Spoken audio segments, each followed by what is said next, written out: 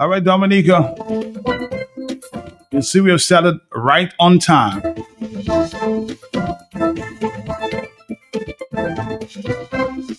This is Q. And you know it's true if you hear it on Q, huh?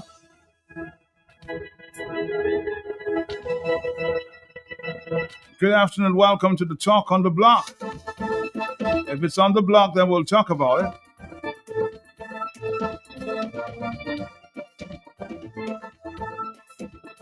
I know a lot of you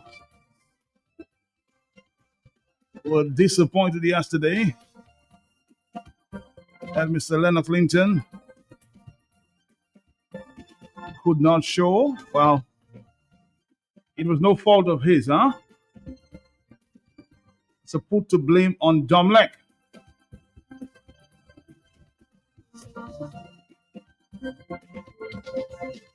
And there was no conspiracy between Man Pelty and Domlek, for sure. Leonard Linton and Domlek.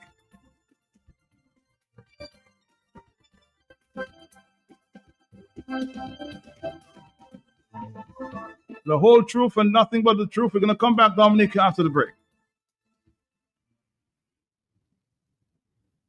The hurricane season is upon us. Check on your neighbors, especially the elderly and those with disabilities. We're stronger together, so lend a helping hand when you can. This Father's Day, celebrate Dad and Go. Sign up for postpaid and get 50% discount on selected handsets. Win $100 gas voucher for Dad. 2 lucky customers will drive away with 4 brand new tires. And 1 lucky customer will win a 43-inch TV.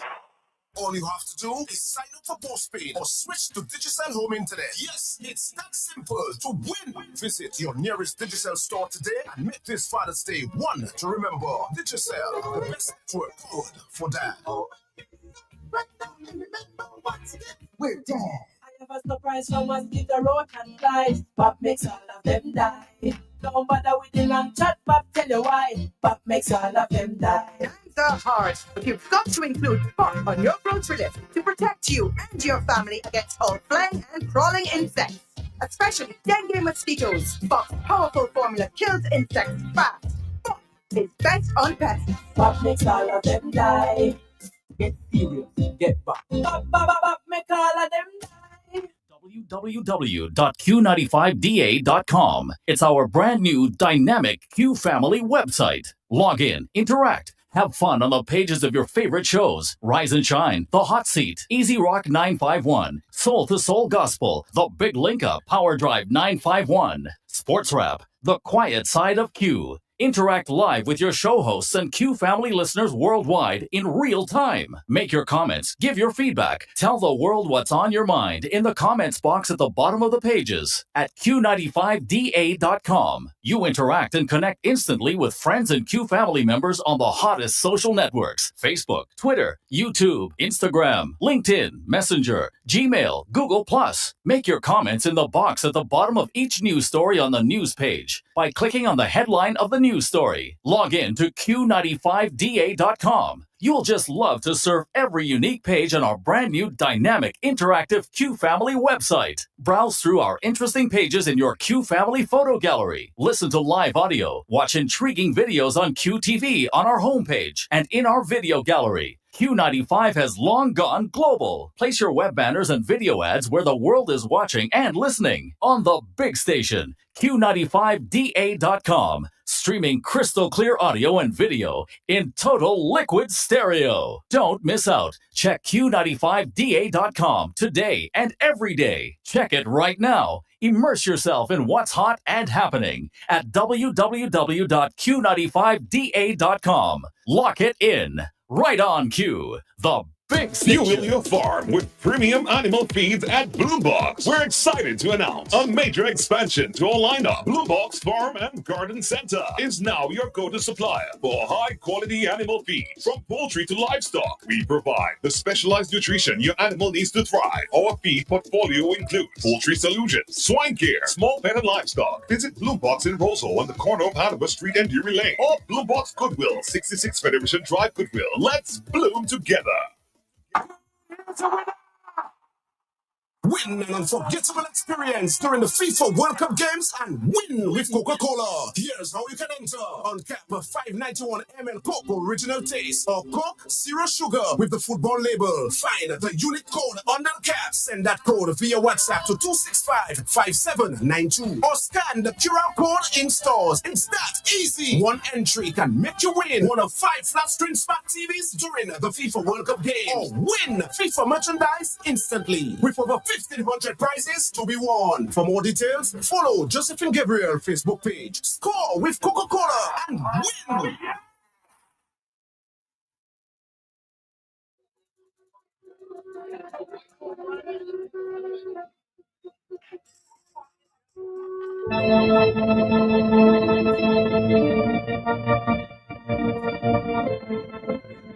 Father Sharpley says he say a prayer for me silently.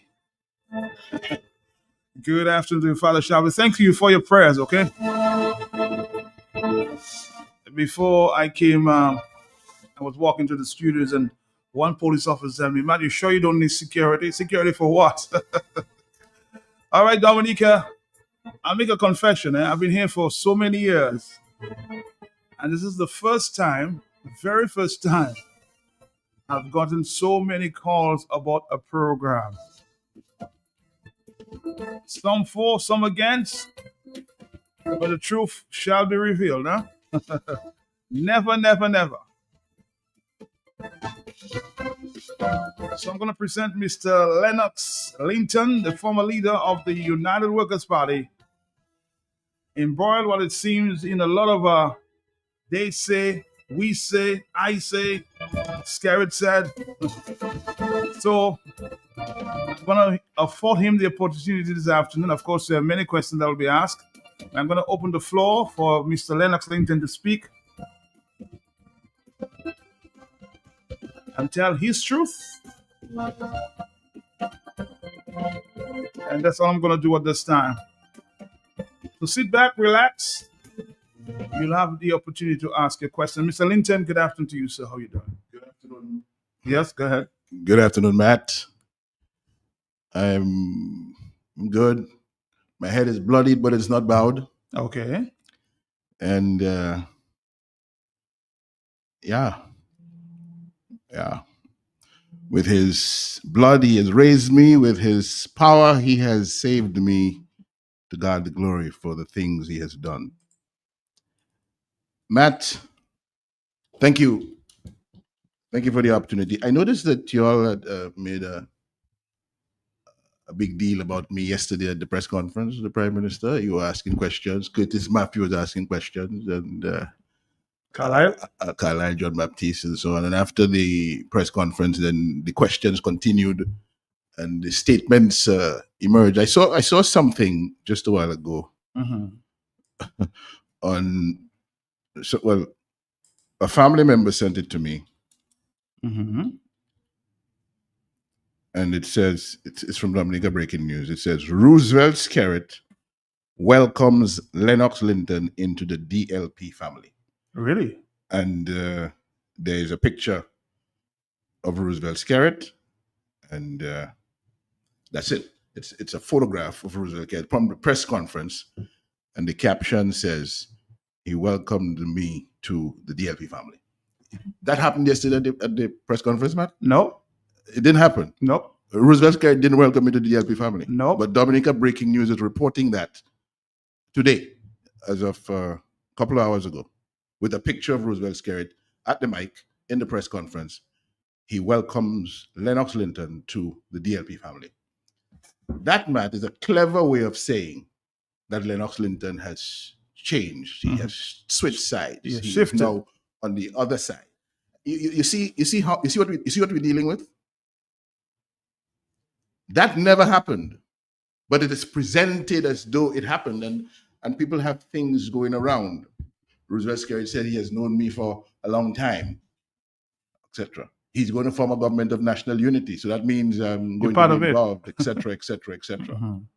All that to say, Lennox Linton is no longer UWP.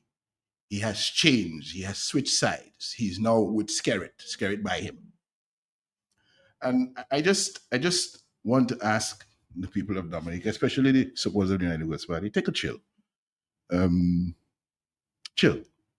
Take it easy. Mhm. All right? Because what is ahead for the party is very serious, and the party needs to get ready, and the party needs to do its work. All right? Now, just in case people forget who I am, I used to be the political leader of the United Workers' Party. Mhm. I used to be the leader of the opposition in Dominica. I used to be the president of the United Workers' Party. I am no longer in any of those positions. I have not been in any executive position of the United Workers' Party since June of last year. That's more than a year now. That's a year now. So when I speak this afternoon and I answer questions this afternoon, I want people to be mindful of that. I'm not the leader of the United Workers' Party. And I'm not seeking to be leader of the United Workers' Party. I was there. I am no longer there. I am a rank and file member of the United Workers' Party, serving in the Marigot Constituency Association of the United Workers' Party at this time. That is who I am in terms of the politics of Dominica. People are free to say what they want. They're free to do what they want. It's a free country. And I guess since I've been in the public domain, they have a right to say what they want about me. And they're doing that. That's okay. I don't have an issue with that per se. Mhm. But the fact of the matter is, we cannot have a situation in this country where we get so angry with one another for things that almost like when you go back to consider them, they make no sense. And I just want us to chill. Take a chill pill, relax, and let us dispassionately and honestly see where we are, what we're doing, and how we're going forward. The we meaning the UWP. We meaning the people of Dominica. The UWP, the people of Dominica. The UWP and the people of Dominica. Because there is an issue in the UWP. We cannot hide from it. Mm-hmm. There's an issue in the UWP. And I don't know, Matt, whether you or Q95 feel any sense of responsibility for that. The kind of relentless focus that has been placed on the party and the state of things in the party over the years, the relentless questions that have been asked about disunity in the camp, what is going on, who is doing this, who is doing that. Almost as though there are no other parties in the country, and there's a party, there's a ruling party. And I think there's been a great imbalance in terms of the extent to which the focus here on your show on Q95 has been on the United Workers' Party, compared to focus on what's going on or what could be going on in the Dominica Labour Party, the ruling party of Dominica. I need a minute, Matt. Yeah. So give me a minute and let me come back. Let me come back to our conversation. Okay, let's play the song, your favorite song, and we'll, of course. It's my guide in my resting and my rising.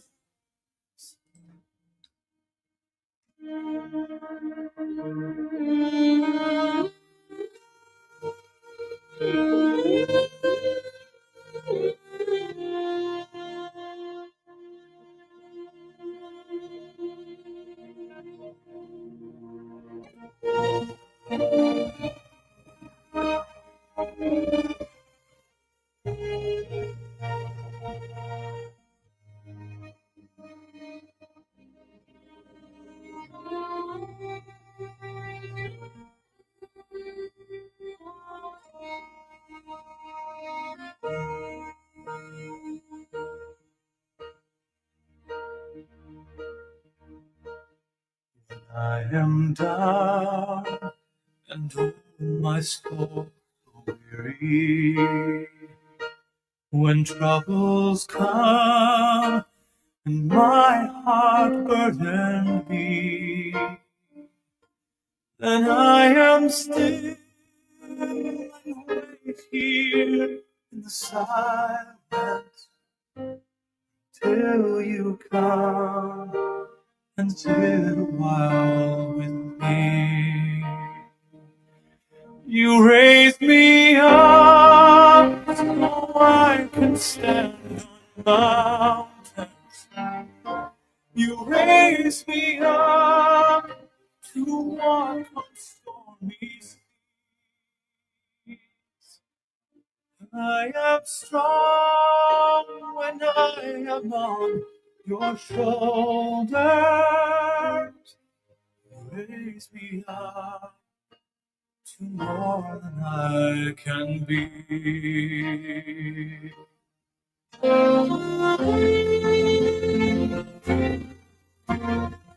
If you know Mr. Linton well, you would know too that's one of his favorite songs.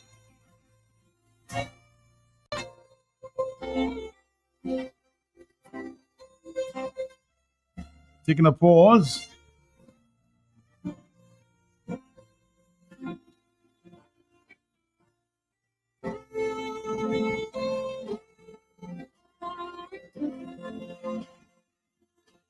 You raise me up so I can stand on mountains. You raise me up to walk on stormy seas. I am strong when I am on your shoulders. You raise me up to more than I can be.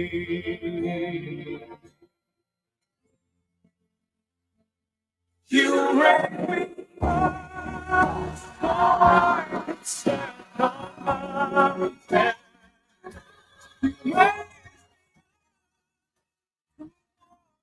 stormy seas.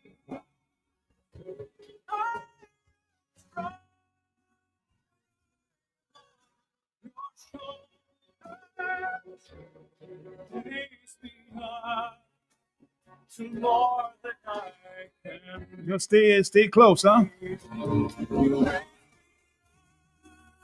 So I can stand on my. You said the leader of the Freedom Party is tendered his resignation as well. I thought I would tell you that. Maybe I'll find out for him why. Mr. Bernard Ito, On your shoulder, people maybe looking for an explanation. to more than I can be.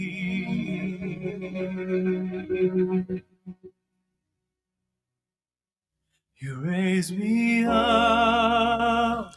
Well, let's get back to Mr. Linton. Yes, back to you, Mr. Linton.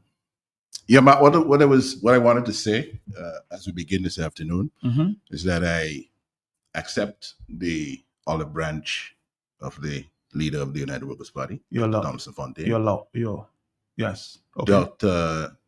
Thompson Fontaine has spent years monitoring a peace agreement between warring political factions in South Sudan, and he knows well that olive branch has to be sincere and it has to be grasped. And I welcome it. Mm-hmm. I accept it with sincerity, in the fervent hope that it will lead very quickly to the resolution of the issues with the Marigot constituency of the United Workers' Party that are currently clouding, confusing, hampering the work of the United Workers' Party in the Marigot constituency. But to be clear, I accept the olive branch. I think it's timely. I want you to do two things for me. First of all, I want you to, if you have it to hand, Dr. Fontaine's statement, the olive branch statement, I would like you to share it with the listeners of Dominica again. All right, stand by. I'll get it.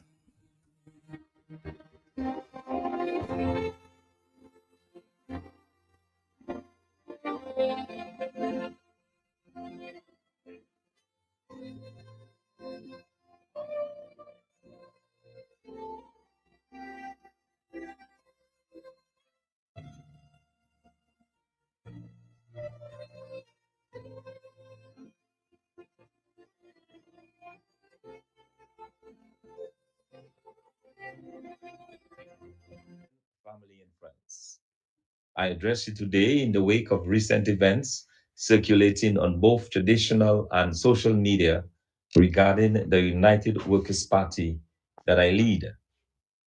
At a time when our nation stands at a critical crossroads where the economic future of every Dominican is at stake, I feel compelled as leader of the United Workers' Party to share my vision for a better Dominica, as well as to clear the air. I welcome different views as part of a healthy democracy. However, I will not allow distraction, division, or misrepresentation to derail a serious national conversation we must now have. After more than 25 years under the current administration, it is evident to many that our country is in need of renewed focus, fresh energy, and a clear path forward. Too many of our people are struggling. Too many opportunities have been missed. And too often, the national interest has taken a backseat to political survival. The United Workers' Party stands as a responsible, prepared, and determined opposition, ready not merely to criticize, but to lead, not merely to point out problems, but to implement solutions. Our mission is not rooted in division, but in the urgent need to restore balance, accountability, and purpose in the governance of Dominica. To those who have publicly expressed concern, I say this: your voices are part of our democracy, but the tone and direction of our national dialogue must uplift, not undermine. If we are serious about rescuing and rebuilding Dominica, then we must move beyond rhetoric and commit ourselves to a constructive engagement and shared responsibility. We will never all agree on strategy, style, or substance, but we cannot let down Dominica and pander to our egos. That is the reason why our party has proposed the 10 pillars to shared economic prosperity for all Dominicans. It is the plan rooted in the resuscitating of the agriculture sector, developing a robust manufacturing sector, commercializing a water industry, fixing our tax system, and providing relief to the high cost of living, among other initiatives. To our supporters, I urge calm, discipline, and focus. We must remain grounded in our purpose and not be sidetracked by provocation. The strength of our movement lies not in noise, but in vision, credibility, and unity. This is not a moment for political gamesmanship. This is a moment for national renewal. The task before us is to restore confidence in leadership, create real economic opportunity, empower our young people, and ensure that every Dominican feels seen, heard, and supported. I call on all right-thinking Dominicans to join us in focusing on the greater good. If we genuinely love our country, then we should be prepared to sacrifice for her. Over the past few months, the leadership of the party has worked relentlessly to bridge any semblance of division and to get everyone working together. It is in that same spirit that I want particularly to extend an olive branch to all disaffected members of the United Workers' Party to come together in a conscious effort to trash out any issues that continue to fester.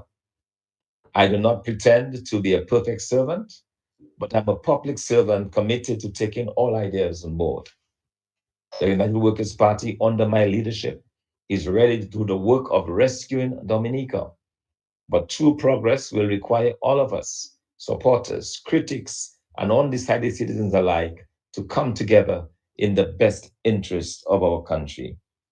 Let us rise above division, let us demand better, and let us work together to secure a stronger future for Dominica. We can come together to craft an economic revitalization for the country we claim to love. Let us put our egos aside and focus on the needs of Dominica and the several people who depend on us to do the right things. May wisdom guide us and may unity strengthen our path forward. I thank you. Yes, Mr. Linton? May wisdom guide us and may unity strengthen our path forward. This offer, the olive branch, from Dr. Thomas Fontaine, the political leader of the United Workers' Party, is timely because it is taking leadership action for things that have affected the party that need to be dealt with. And in that vein, let me just share with you, Matt, because I don't know if you saw it, or I don't know if you paid any attention to it. Last month, 7 of us, former UWP parliamentarians, An open letter? Open letter to the members and supporters of the United Workers' Party. From Danny Lugue, Ezekiel Basil, Rosanna Emanuel, Edison James, Francisco Joseph, Lennox Linton, and Hector John. I'll share some of it with you because it's important for context, especially in light of the olive branch gesture from the political leader. Over the past 2 years, we have watched with deep sadness as a sustained campaign of misinformation, character assassination, and political persecution has been directed against us and several distinguished members of the United Workers' Party. Day after day, anonymous social media accounts, fake profiles, political surrogates, and self-appointed defenders of the current leadership have sought to portray us as enemies of the party we helped build, strengthen, and sustain over decades of sacrifice and service. We've been called troublemakers, hindrances, underminers, washed-up candidates, purveyors of hate, and even accused of plotting the defeat of the United Workers' Party. The latest and most disturbing development is the public call for expulsion from the party by force, if possible. This dangerous and reckless language is completely inconsistent with the democratic traditions and values upon which the United Workers' Party was found. No political party that aspires to govern a democratic nation can tolerate threats of force against members branded as disloyal for holding independent opinions, offering constructive criticism, and asking simple questions about leadership decisions and direction.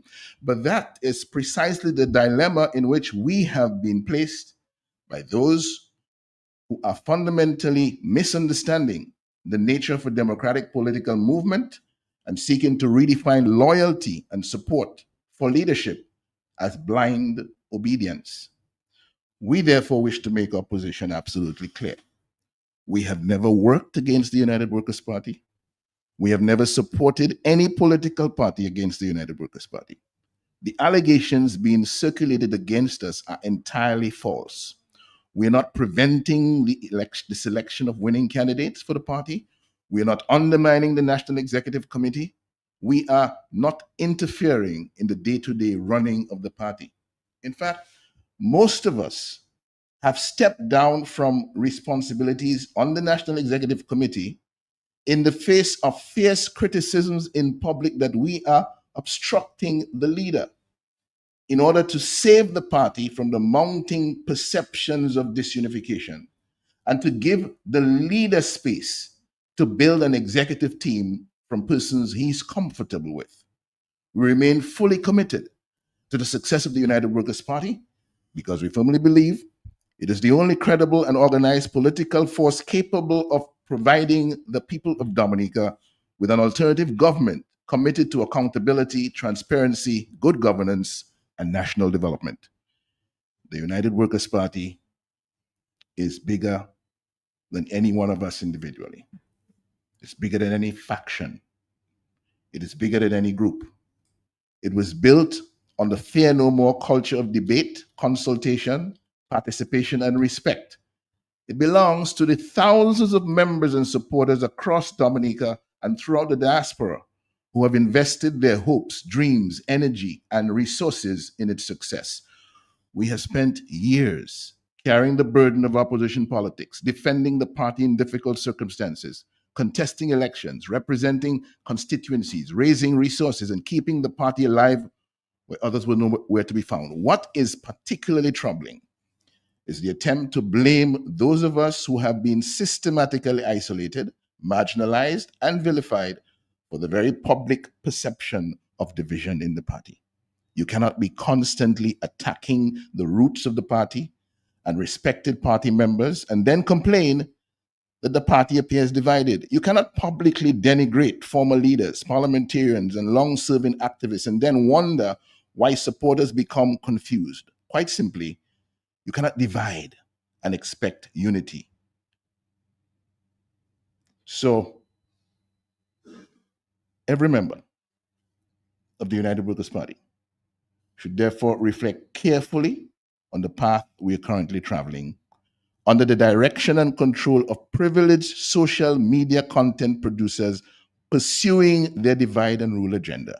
Is the UWP building a broader movement capable of winning the confidence of the Dominica people?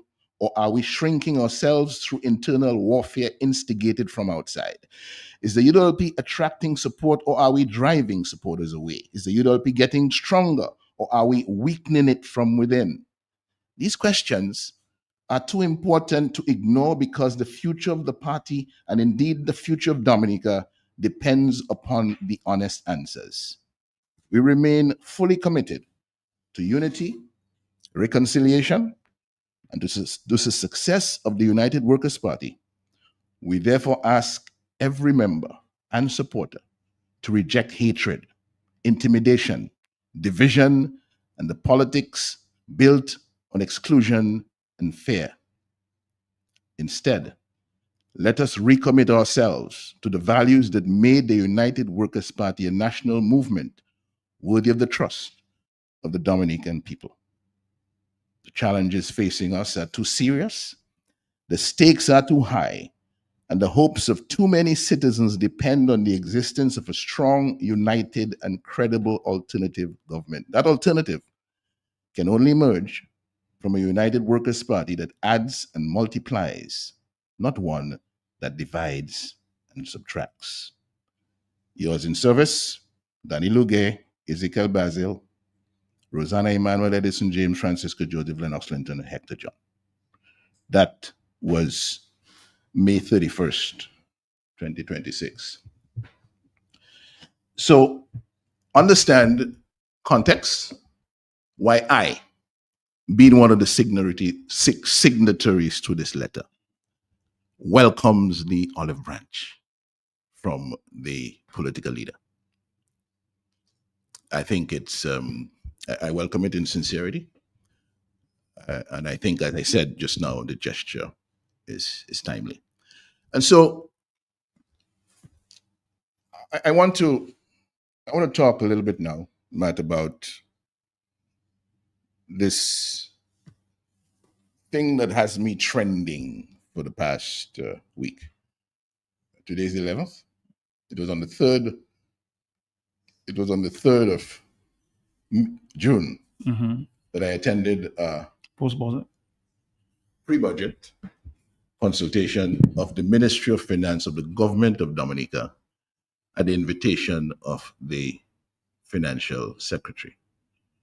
Now, it's important to understand that I did not receive the invitation and question why I was receiving the invitation. I didn't ask in what capacity I was being invited. I didn't ask whether I was required to represent some organization or the other. The Financial Secretary issued the invitation, and I just felt in my heart that it had something to do with my more than 30-year involvement with covering budgets, budget presentation, analysis, etc. And more recently, doing the official response to the budget in the Parliament for the period 2015 to 2022. And I have participated in budget consultation before. I've participated in national consultations that were not budget, but they were national consultations organized by the government of Dominica while I was in the opposition leader position, while I was the leader of the United Workers' Party and the opposition leader. We participated in consultations on the electoral reform organized by the government. We participated in consultations on COVID-19 organized by the government.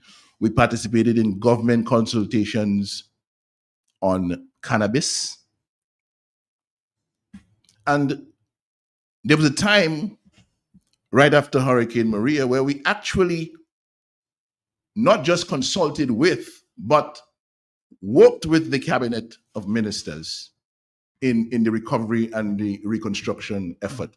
And Mr. Skerritt issued a report card, on our work together. You remember that, Matt? I remember that. Well, let's see how good you are. If you remember it, let's see how good you are in digging up your archives. Let's take a pause. I'll get it for you. All right, stick around.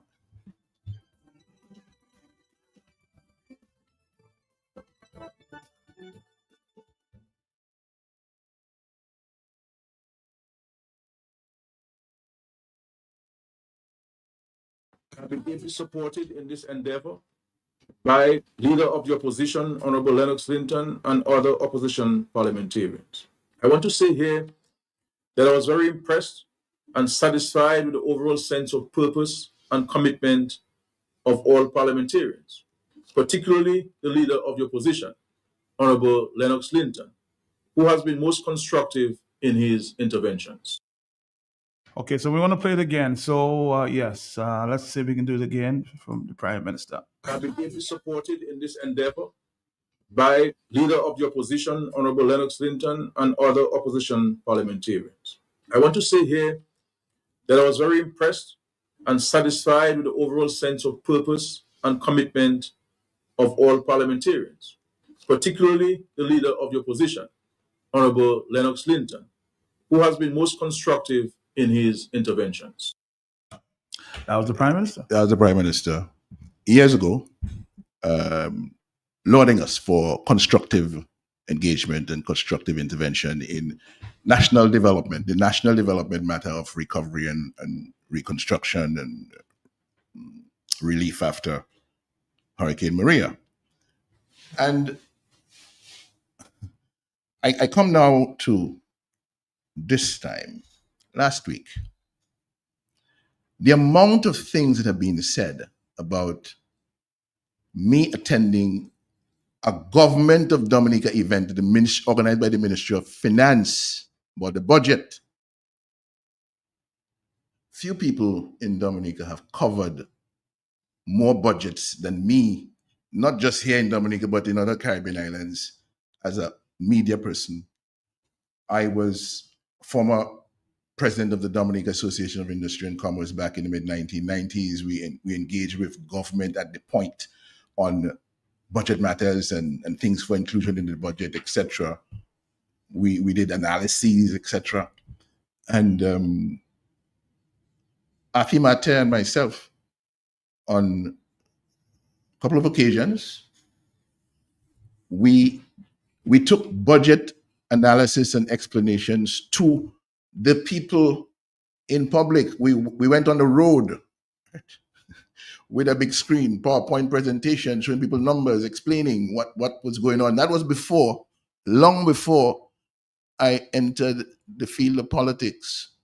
Afi and myself were in the Concerned Citizens movement at the time, remember? Mhm. Do you remember that? I know. I think I remember. Of course, and you had what's his name? We were doing that then, and I just felt when they were inviting me to this. I've been in this business for a little while, so I remember. So I'm going. For the little good that I can do on the agenda of allegiance to country, for the future in the distance, the cause that needs assistance, and whatever little we can do, I felt I was going to be there. I didn't accept the invitation to hurt anybody. I didn't accept the invitation to harm anybody or to deceive anybody. Mhm. And so, Matt, this afternoon, I want to apologize very sincerely to all those people out there, all the citizens of Dominica, the supporters of the United Workers' Party, who feel that they were deceived, who feel that they were hurt, they were offended by my attendance at the government's budget consultation. Some felt I apologize. I'm sorry. Some felt that there, just to intervene, that you, Lennox Linton, may have missed the opportunity to make a presentation as it relates to the missing billions of dollars. But do you think it was the right time? Well, Matt, how many times have people of Dominica heard me on the missing billions? How many times have you heard? Many times. Have you heard the criticism that I'm like a stock record? I heard that too. And you heard the criticism that I was criticizing Scary too much. You heard that? Mm-hmm. You heard that? Yeah. Okay. That was one of the things against me. That's one of the things that certain people in my party did not like about me. Why they wanted to see me gone. I was too aggressive. I was criticizing Scary too much, and we needed somebody who was softer, gentler, and in being softer and gentler, therefore capable of bringing labor rights over to the United Workers' Party. Mm-hmm. It was all that. People must not forget these things or conveniently forget them, I probably want to say, when we are at the juncture that we are right now. Mm-hmm. But so to repeat, I didn't do that to embarrass anybody or to hurt anybody or to offend anybody. And I am saying this afternoon, if anybody felt offended, all those who felt offended and hurt by my attendance at a Ministry of Finance, Government of Dominica budget consultation in 2026, I am sorry. I apologize. What did I do at the consultation? I listened. I did more listening than anything else, because there were a lot of stakeholders present at the function from the private sector, civil society, and so on. And it was a good education for me, just being there listening to the perspectives and the suggestions, the ideas from that wide cross-section of people.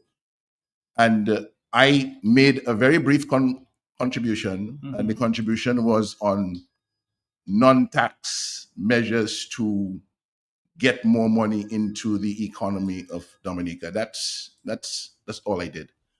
I came at 4:00 in the afternoon. the consultation ended shortly after 7 o'clock. I left, I went to my car and drove back to my home. And I was amazed with what happened subsequently. On Friday morning, my picture is posted. I think it was posted on Roosevelt Skerritt's page, and then other people picked it up. Viva Mamo picked it up.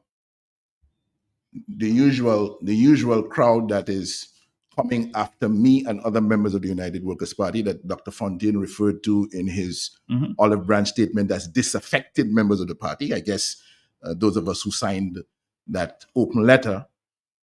And here they were again, at it again, coming for me this time. And the whole purpose of what they were doing, they threw up the picture and they put some prejudicial statements by it and headlines. All of the intention to impugn me, the intention to smear me and to portray me as somebody who is now a traitor to the cause.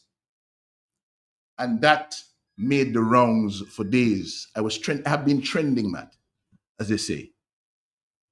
And people have been calling my phone, the phones of members of my family. Really? People have been some people have been traumatized by what they have been reading about me on social media just because of that attendance at the budget consultation of the government of Dominica. Also, I think they took offense to when you, in that statement, did a pre-budget consultation, when you said that you want to invite, those economic passport holders to come to Dominica to invest. And some people took it to mean that you inviting them and they could affect the voting. Well, that's people. Well, I do not know about that. I don't know how that is possible because voting is done by people who are on the voters list. Okay. And based on the laws that we have right now, the Registration of Electors Act, I do not see how an economic citizen can find himself or herself on the register of voters if they are not resident in Dominica. All right, that's the law. So, and I was not talking about voting. I was saying we have all of these economic citizens out there, many of whom, the majority of whom have never visited Dominica. We are trying to bring more tourists into our country. I felt that looked like a group of people who are already connected to us because they have our passport. Attract them to come to Dominica, their second home, the country from which they have a passport. Spend some time, 7 to 10 days a year in the country. So kind of like a CBI tourism sort of thing. We're looking for money. We're looking for people who will come and spend their money and people will come and invest their money. And that's an area that we could focus on. I didn't think that was something that somebody would want to be beating me on my head for, like some big hypocrite that some of them have cast me or made me out to be. Crazy. I didn't understand it. And I got the sense from what I was reading that people were saying, okay, we have him now. Oh, point. We have him now. Look at what he's done. He's a traitor. He's on the other side now because he's in the government consultation. And hear that, some of them said that is good for the United Workers' Party because it will let Dr. Fontaine be stronger. It will strengthen Dr. Fontaine's leadership in the party because, and it couldn't be because I attended the budget. It's because of what they are saying as a result of my attending the budget consultations, that I'm a traitor, that I betrayed the cause, and therefore Dr. Thompson's leadership will be strengthened, but he has to know how to, one of them said, he must know how to capitalize on it. What are you capitalizing on? The lie that Lennox Linton is now on the other side, that you're going to capitalize on that to strengthen Dr. Fontaine in the United Workers' Party. So I'm saying, Matt, this afternoon, remember, I told you early on, the olive branch is timely, because these are the kinds of things that have really affected the United Workers' Party in the past couple of years. These fake profiles and surrogates of self-appointed surrogates of the leadership of the party deciding who they do not like. And it seems as though I'm their favorite disliked person. I asked that question at the news conference. I said, do you know if Mr. Funk, I haven't called him personally, do you know if Dr. Thompson Fontaine was there? And if not, why was he not invited? I didn't see Dr. Fontaine at the consultation I attended, which was at the State House last week, Wednesday. There were other consultations. I understand there was one for the Northeast. There was one one for the Northeast in Marigold. There was one for another section of the country in Portsmouth. I'm not sure whether they have concluded or whether they intend to be anymore. But at the one that I was present, I didn't see Dr. Fontaine there. People have asked me on social media, why invite me and not invite Dr. Fontaine? Matt, can I realistically answer that question? Is that a question that people should be realistically asking me? I mean, come on. I mean, let's be fair. Why was I invited and Dr. Fontaine not invited? I don't know. I do not know. Okay, but you know me already, Matt. I may have some answers. Dr. Fontaine has 10 pillars for shared prosperity of Dominica out there. It's published. He's spoken about it over and over again. That could be very good input for the budget. It's out there. And maybe the organizers felt they have heard from Dr. Fontaine through his 10 pillars. And some of the 10 pillars are going to be incorporated anyway. So, I mean, you know. So that's when the reason they may not have felt it necessary. I'm just saying, because people are throwing the question at me, which I think unfair, but I'm trying to answer because it seems that though nobody out there will answer. Have you called Dr. Fontaine to ask him if he was invited? No, I haven't. But I asked the financial secretary, a group of them at the news conference. Everybody's looking at each other. So I don't know why.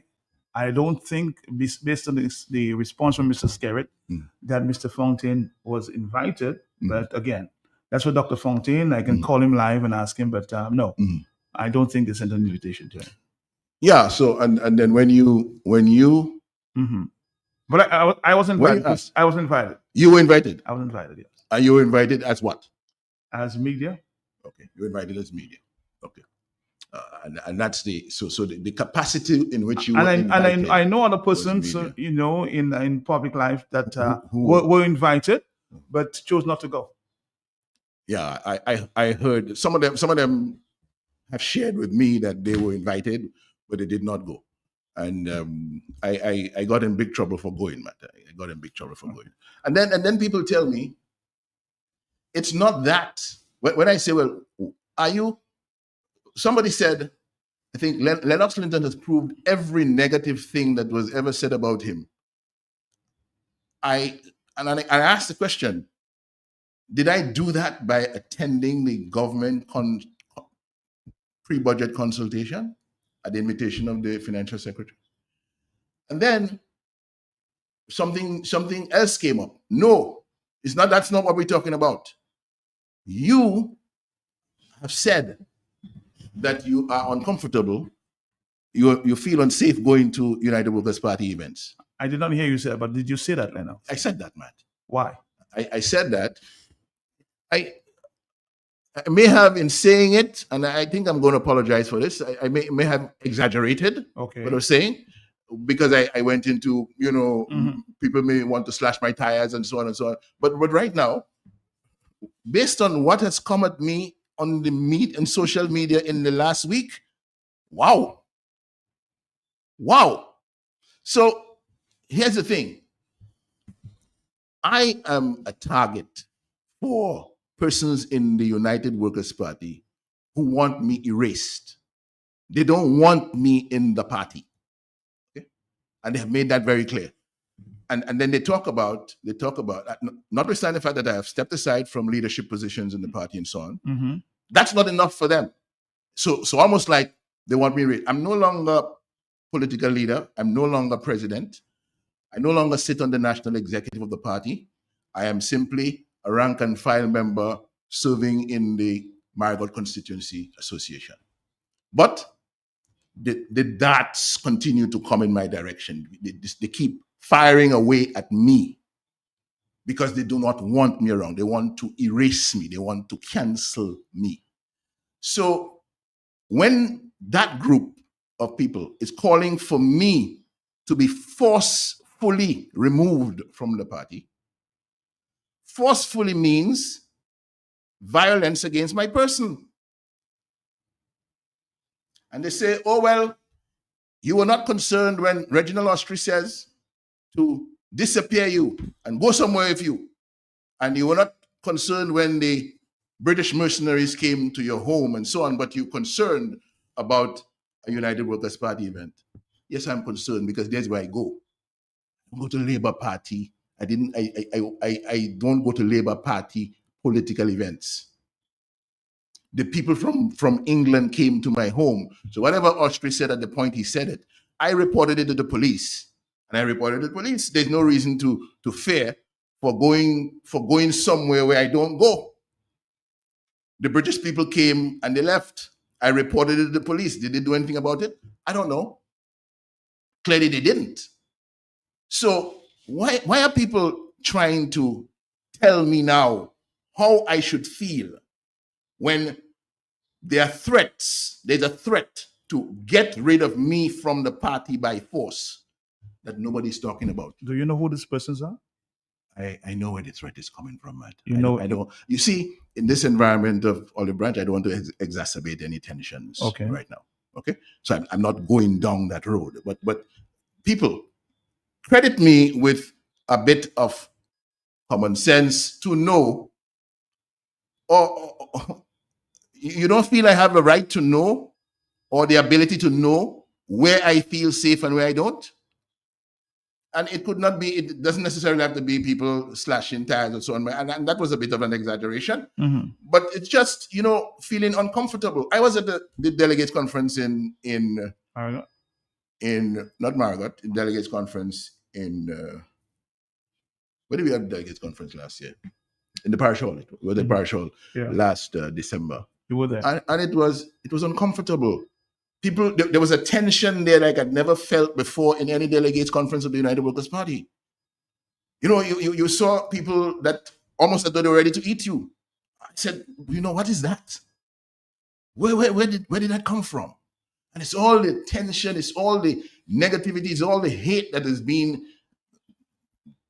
fueled from some quarters in the party and needs to be dealt with. And that is why I'm happy with where the party is right now, with the leader of the party taking action, addressing the people, I guess the people of Dominica, because he spoke to everybody, but more particularly the members of United Workers' Party across the country, and saying, let's do something about this.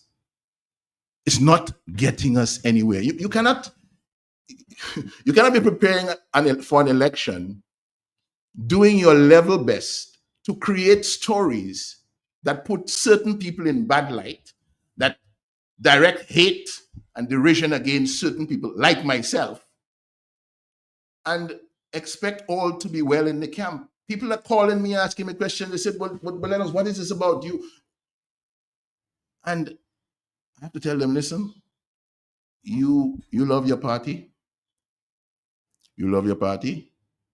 You want to see your party in government? Go and do what is the most important thing you can do right now. All right? And so I tell them, well, they ask me, well, what? They said, have you confirmed your registration? I said, no, I myself, I haven't done that yet, no, but and I'm saying to all those people, no. The time has come now. Go and confirm your registration. Because if you don't, when election time comes, you're totally locked out, You cannot do anything about marking that little X for the change that you would like to see. It's important. So the campaign should be If you confirmed. if you haven't done it yet, for whatever reason, go and confirm. And a thing we're doing is that we're like almost discouraging people from going to confirm because we keep dredging up all of these issues that we have had with the legislation, and we're doing a lot of fault finding. And people outside are saying, well, what am I going to get involved in that for? Because I saw a post right after I made a video encouraging people to go and confirm. Viva Mamo wrote on social media that this whole confirmation thing was a plot for Roosevelt Skerrit to steal the election again. When you say that now in this time, you are you're driving people away from what their most important responsibility is, and that is to put themselves on the register of voters, especially people in the opposition, because Labour Party people not listening to you now. Labour Party people not listening to the Viva Mamos of this world and the criticisms they have of the process and so on. There are things to be sorted out. Yes, there are things to be sorted out, but the things that have been sorted out, I don't know if you noticed, Matt, in the report that came out from the Electoral Commission for the month of May, they confirmed 5,506 persons. Before that, in the previous 4 months, they were doing an average of 1,300. Right? For that month last year, they more than tripled the output in terms of confirming people on the register. And the number of people seeking registration or applying for confirmation increased. It went up to 1,791 for the month of May, right? 1,791 compares very favorably with an average of just between 600 and 700 that you had for the previous 5 months. So, yes, the Electoral Office has had problems, issues, but they indicated earlier that some corrective action they were going to take in order to speed up the process. The process, from the evidence of the May numbers, is speeding up. So, again, for the people out there who are still questioning, asking themselves whether they should go, no, there's no question about it. Now, go and get yourself confirmed. Go and confirm your registration. And if you are out there, you've never voted before, you have to participate in your democracy. A basic thing there. Your name has to be on the register. You have to get registered. Go and register to vote. Let's come back. Let's rewind the tape a little bit, dear Lennox. Of course, as you did say that you accept the olive branch of Dr. Fontaine, but I was told, and it was brought to my attention, that you, among others, attended a very important meeting in, I think I want to be more specific, in Mount Bruce, where you had some of the senior leaders coming together and, preaching reconciliation and, speaking the truth and, coming together in that form. But later that evening, Mr. Linton, I was told and I saw a video where you were basically, speaking a language that people didn't really like in terms of, trying to be clear about some situations. Can you speak to that, Mr. Linton? Your meeting in the morning, your meeting in the evening? That Wednesday, I think it was, in Marigot? I attended a meeting of the Marigot Constituency Association on the flat in Wales. Yeah. It was around that time. Okay. And was it the same day? I don't recall. It may have been. Okay. But I did attend that meeting. It was a meeting of our constituency association. As I told you, there's where I'm spending my time serving right now in the Marigot Constituency Association. And we were talking essentially there about confirmation and new registration. And we also spoke about the candidate we had selected. And we were asked about the relationship between the National Executive, Dr. Thompson Fontaine, National Executive, and the Marigot Constituency Association, and so on. And I sought to explain what was going on from the standpoint of truth, right? And I did say that Dr. Thompson Fontaine said some time ago that he wanted to get rid of the Marigot Mafia from the party. That's been around, okay? It's not my statement. I didn't make it. It's a statement Dr. Fontaine made, and Dr. Fontaine admitted to Edison James and myself that he made the statement. However, he told us when we had that conversation that it is not us he was referring to. Okay. He was referring to Dr. Griffin Benjamin. Dr. Griffin Benjamin, of course, is not from Marigot, so I don't know how he arrived at that. But that happened 3-4 years ago, okay? And we dropped it. We, meaning Edison James and myself, who at the time would be considered the Marigot Mafia. We said, so we moved on. We were working, we have been working with Dr. Fontaine in the National Executive since then. And unfortunately, what I noticed is that a lot of the people, and hear me well, I don't want anybody to be coming back at me with this. I'm not saying it is Dr. Fontaine. So please. Okay. But the fact of the matter is that people who are out there acting on behalf of Dr. Fontaine have been saying things in line with that Marigot Mafia that need to be gotten rid of statement. So he made the statement, yes. I'm not aware. That was 3 years ago. I'm not aware that he has said it, anything like that since. Okay. Right? But in the last 3 years, you have people like Viva Mamo and Zed Lloyd and that battalion of Facebook contributors and so on who support the current leadership and who believe the enemy of the current leadership is some of us, me being chief of them, which is not true at all. So they keep feeding the public with that narrative, and it is a problem because it is creating division and confusion in the party. I felt I would have mentioned that for better understanding in Marigot perspective and in our constituency association about that. But what happened is I'm talking to the people of Marigot, and somebody is in the meeting and is secretly recording the meeting. Secretly recording the meeting. Then they pick what they want to pick out of and then they put it out. First thing the following morning, Viva Mamo has excerpts from the meeting.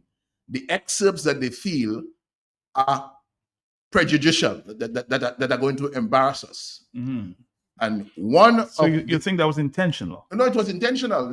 One of the persons who spoke the following morning said that we listen to this, they had a meeting and they felt we wouldn't know what's going on.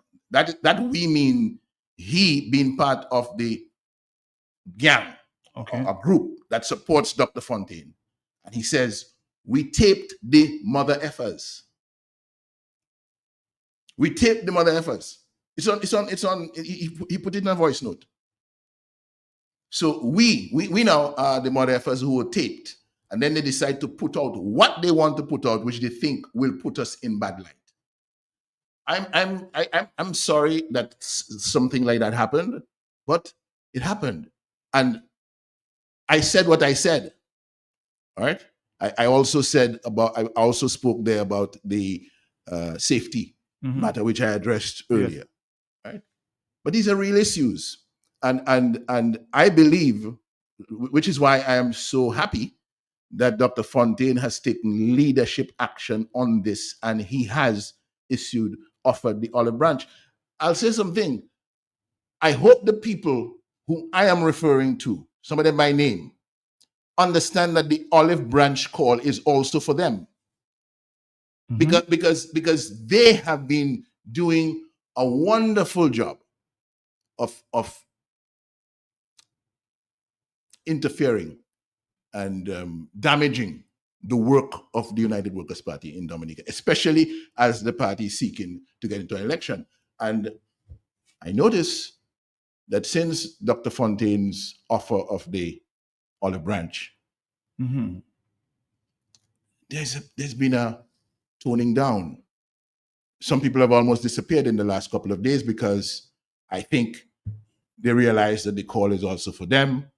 Hopefully they don't flare back up now that they hear my voice, so that they continue to come back at me, because since you guys were, it was quiet there for a day or two, and then you guys went out at your press conference yesterday, and one question was, does Mr. Lennox Linton qualify to be in the government of national unity? Mr. Curtis Matthew, where did you get that question from? Did you ask? So why you didn't ask Mr. Curtis Matthew whether Mr. Bernardito qualifies for the position in the government of national unity? Mr. Bernardito at the time was a political leader of a party. Lennox was a nothing, a rank and file member of a political party, but you chose Mr. Lennox Linton. And then Matt Peltier, of course, he wanted to know what capacity I was there. Where you get that question from, Matt? That question came from where? No, somebody. It came from the private sector. Somebody texted me that, but I'll share with you sometime. Somebody in the private sector wanted to know. Yes. Wanted to know in what capacity. Yeah. Oh, okay. Somebody in the private sector. Okay, for now. Well, let's. I'm going to take some phone calls in a minute. There. What is your current relationship with the leader of the party, Mr. Dr. Thompson Fontaine? Your current relationship? Well, I think it's okay. I don't know. I mean, it's not that we don't talk on a daily basis. I don't think we're expected to talk on a daily basis because I don't serve on Dr. Fontaine's executive, you know. Okay. But Dr. Fontaine addressed this matter recently, you know. He at a point was saying that there is no disunity and so on, but what the problem is that people believe that Lennox Linton, for example, having moved on, it still speaks for the party and so on, and he does not. He's not UWP. Can you, if you have, that was. I think I have that. Okay. So, yes, so let's listen to that. That statement is also questioned. Let's listen to that. There's no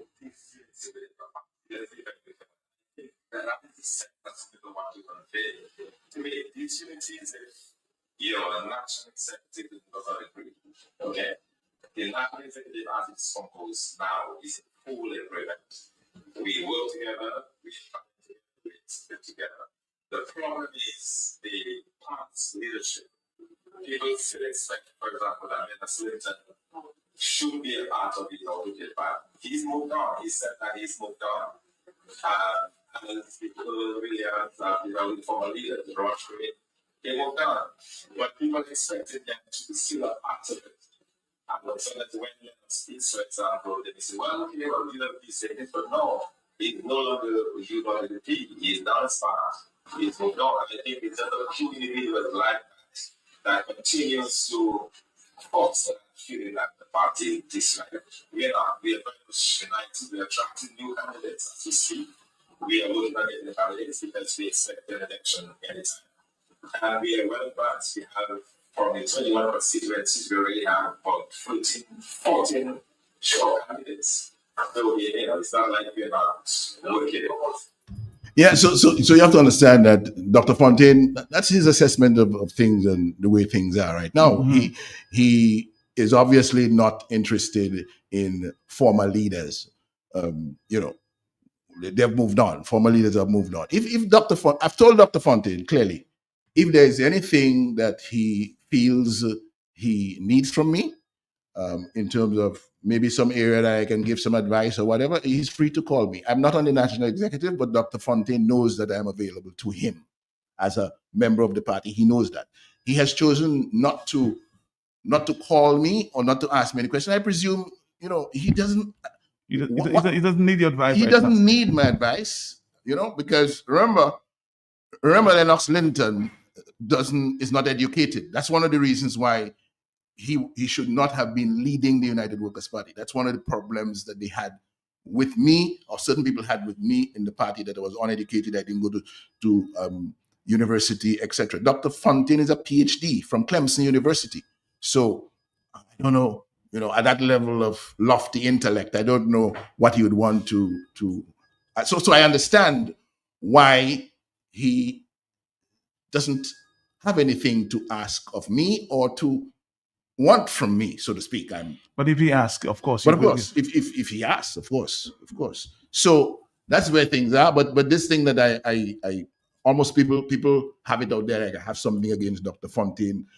I don't have anything against Dr. Fontaine. As a matter of fact, Dr. Fontaine was number one in the leadership succession plan that I had when I was leader of the party. He was who I wanted to replace me. So how now can people turn around on his behalf to be saying as though I have something against him and using that to strengthen him in the party? So they have to mount a smear campaign.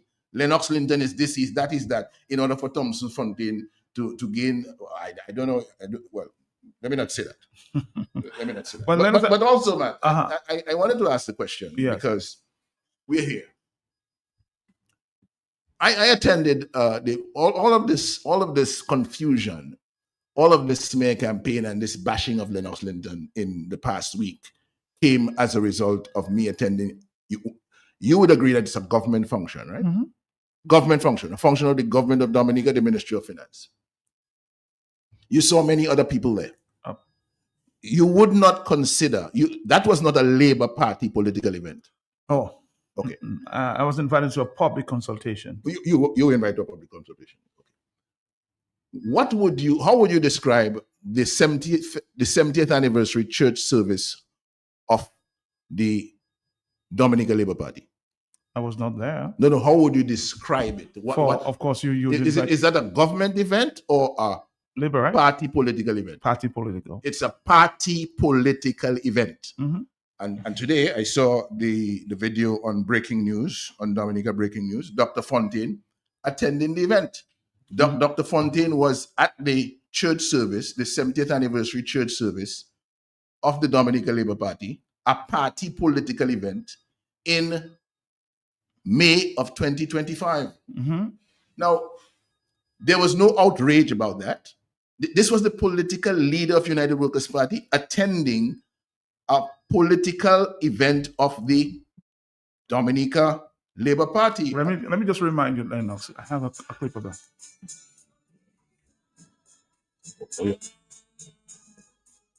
Oh, yeah. Okay. That's the video. Yeah. That's the video. Okay. And I think Mr.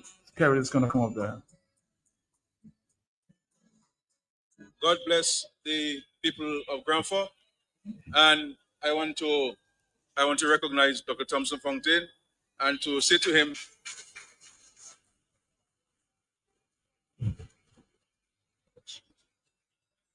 and to say to him that in Labour House there are many mansions.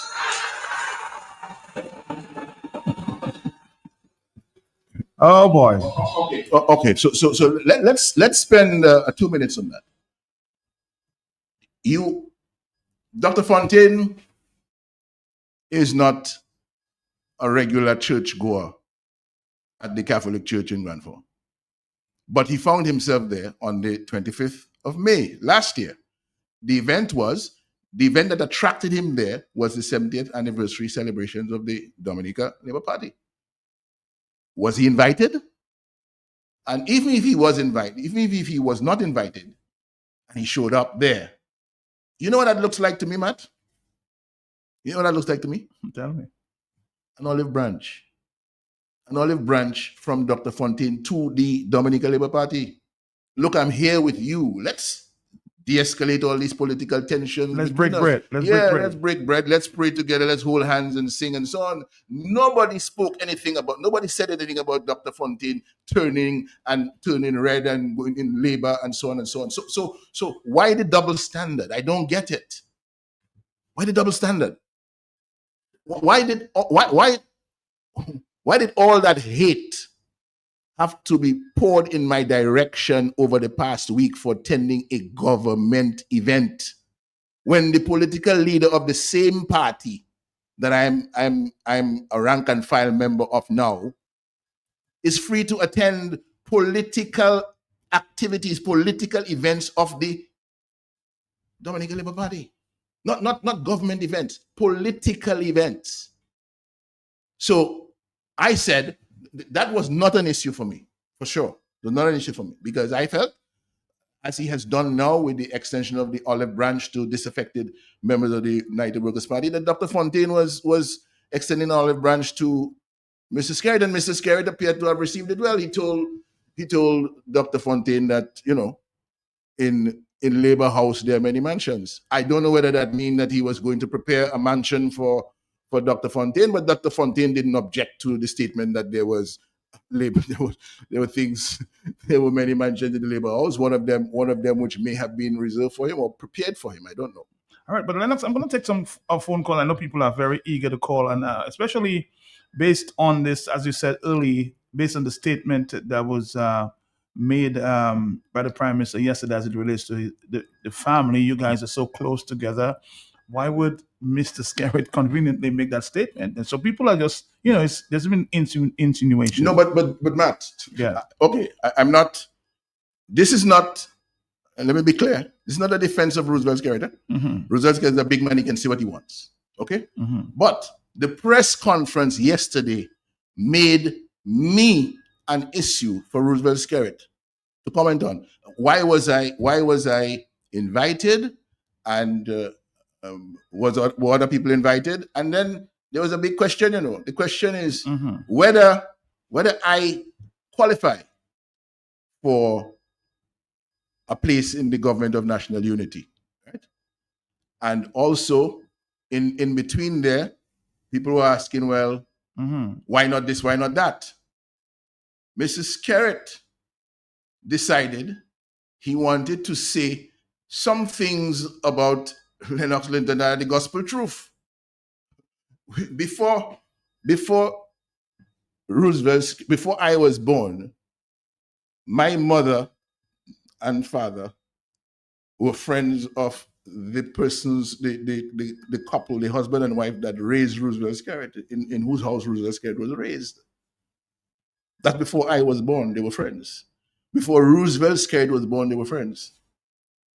And I have, and I will say this now, I have on a number of occasions left Roseau where I live, left my residence in the area there, and gone up to Marigot, picked up my parents, who are both deceased now, and drove them down to Vegas to see their friends. Spend time with Lipson and Stella LeBlanc, and then go across to see E.O. LeBlanc. I did that with them for quite some time. So what he said yesterday is the gospel truth. We have a family, we have a friendly connection that's born out of family relations for a long time. But has that prevented me from criticizing him? Has that prevented me from calling him out for governance that I felt was going the wrong way? No, it did not. It has not. So all of a sudden now, he says he makes those comments, and people are saying those comments are welcoming me to the. But what he's saying didn't start yesterday. What he's saying is an old story. He's just bringing it to public attention right now. But it never caused me to be welcomed into the Labour Party before, but it is welcoming me. It is welcoming me now. Make it make sense, man. Are you a friend of Roosevelt Skerritt now? How do you mean now? I mean, are you a friend? Of course, I'm a friend of Roosevelt Skerritt. I've always been a friend of Roosevelt Skerritt. It's not now. He told you yesterday the truth. We have had our political differences, but we have never not been friends for as long as he's known himself. Somebody again is asking, well, okay, he's been your friend, your family friend for how many years? So why did he allow you to go through all this political persecution? But that's what, Matt, isn't that what we do in politics? Isn't that what we do in politics?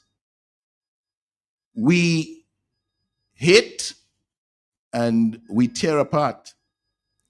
Look at what they support. Look at what supporters of the United Workers' Party are doing to me right now. They are almost, I feel sometimes like they're in my flesh, just tearing it apart.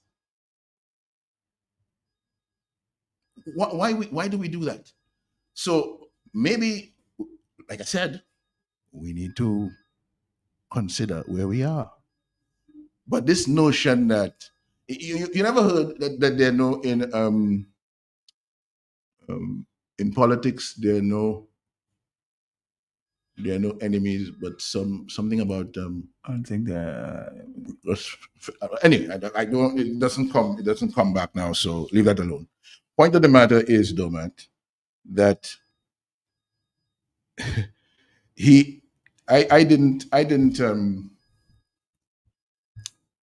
I understood where I am in the political process and where Roosevelt Skerrit is. Remember, we are fighting for.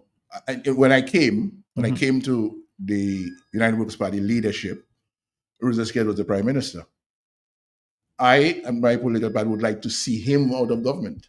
There are reasons for that, clearly articulated down the line. People, maybe, I don't know, I've not in my mind fully understood what has happened, why we didn't get a change of government and so on. I know it has a lot to do with some of the tactics that they employed and so on.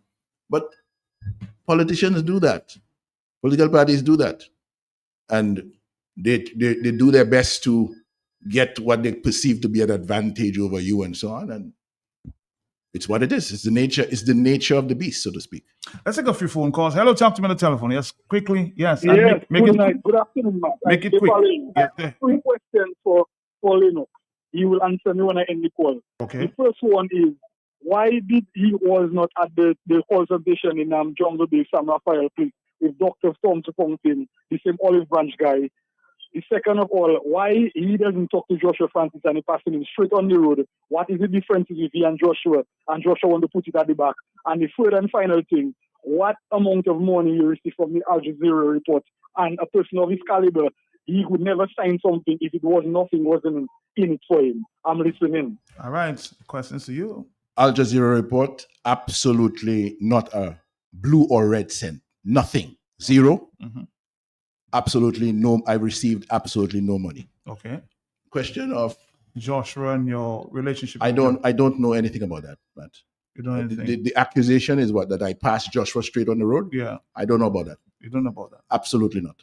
And the first question. So somebody has it somewhere that I am passing Joshua on the road and not saying hi to him. That is what the accusation is. And the Jungle Bay matter. For me, I took a principled position. I did not want to go to Jungle Bay. Okay. All right. And I explained to the members of the National Executive why. I didn't tell the political leader don't have the thing at Jungle Bay. I just said I will not be attending. And I gave my reasons for not attending. And that's that. All right. Let's move on there. The next phone call. Are you there? Yes. Yes, good afternoon, Mr. Linton. Good afternoon. Good afternoon. Thank you Good afternoon. for being a true patriot for your beloved country, Dominica. Thank you for continuous standing for what is truth and honesty in Dominica. Thank you, sir. I welcome everything you said this afternoon. Have a blessed afternoon. I'm listening. Have a blessed afternoon. More telephone calls. Yes. Hello. Yes. Yes. Yes, Good sir. afternoon. Question to the past leader. Left side. Let me tell you, let me ask Mr. Lennox. When he was in as the opposition leader, I know he asked for that kind of forum together with the government a lot of times, right? Also for debate and all that. And it never get through. They ignore him, and to see right now, he is in there for and he had to say, what I said is, he said we get an invitation from the secretary, but believe me, it's a straight invitation that come from the prime minister. Because Skerrit have a kind of thing, I think, using psychology on people So when Lennox come, we've got to them, people have something. It's still something. That's what's happening, you know? But let's not take that for nothing. And Mr. Lennox, I hear you say about everything, but Mr. Skate there's so much things about you. And, you know, and all of us, including me, sometimes we feeling sick and hurt about it. And for right now, if you have simple thing going on in your political party, you know, I say what you have to do is that should be what's under the bridge to compare what you pass through on the So what is the question? Because you won the question. What's the question? No, the question is, are you with the party or not? I am with the party. I'm with the party. Yes. Okay. So he's with the party and said that Just the try last not to, time. just try not to get in anybody's way. Hello, talk to me. Yes. Hey, Mr. Pelte, blessings to you, sir. Blessings to you, sir. Is that Mr. Linton in the house? Yes, it's the Mr. Linton, Mr. Tyrone Anthony. Good afternoon to you, sir. Can you pinch him for me, Mark, to be certain he's that there? I'm too far away. My beloved brother, blessings to you. Blessings to you. And I want to apologize on the behalf of the Dominican people that are that so easily persuaded to believe any garbage that is spewed out of the mouths of the conspirators, if I may say that. Matthew, remember I tell you this morning, if somebody would hear rape a little child, how quick that would be all over Dominica. That's true. Blessings, rape a child, blessings. And I say, I've listened to Mr. Linton, and I am saying, come on, what the hell is happening? And listening to your utterances there, my brother, always family first and foremost. Family is good, thanks. Family is good. Everybody's well. Blessings. Thanks. Listening to all what that was said by Mr. Linton, I finally can conclude a lot of my suspicions are right on point. I have a couple voice notes I haven't shared and I will not share them now because I noticed Skerrit is behind a lot of all the confusion that is happening in UWP. And some people have volunteered and are still volunteering to try to mask up UWP. Matt, did you listen to Skerrit talking about after that election there'll be a government of national criminality? Oh, sorry, unity. I heard. Yes, I heard it. Why not before the elections? So you want a one-party state as a damn dictator, excusing all your faces, they listening public and Mr. Linton and them. I am saying, my brother, that invitation, Mr. Linton, while you went there innocently, as you have done, you see, with Afi, and you have done so much cover, so much thing, as the leader outside of politics and everything and inside him. All of a sudden, Mr. Fountain was not invited. Was invited, Matthew must find out, ask him, and let me just conclude there in the interest of time. I want Mr. Linton, not Mr. Linton, I am asking Mr. Fountain to apologize to Mr. Linton for openly saying he's not a member of UWP. He have moved on like Earl Williams and all of that and blah, blah, blah. My brother, the olive branch, I hope it is not a shovel. And me, myself, would like to see some unity in the party. But I hope it's not a deeper conspiracy to further diminish and to destroy the UWP. A lot of nonsense is going on, and I'm seeing them all. So people vex and saying I'm preempting. Oh, stop preempting. No, but I stop preempting. Mr. Linton, be courageous. I give thanks for your contributions through the years before you even enter politics. I learned a lot from you and Angelo and everybody else. Now I will not help nobody to try to bury you before you die. Because another so-called hero appear.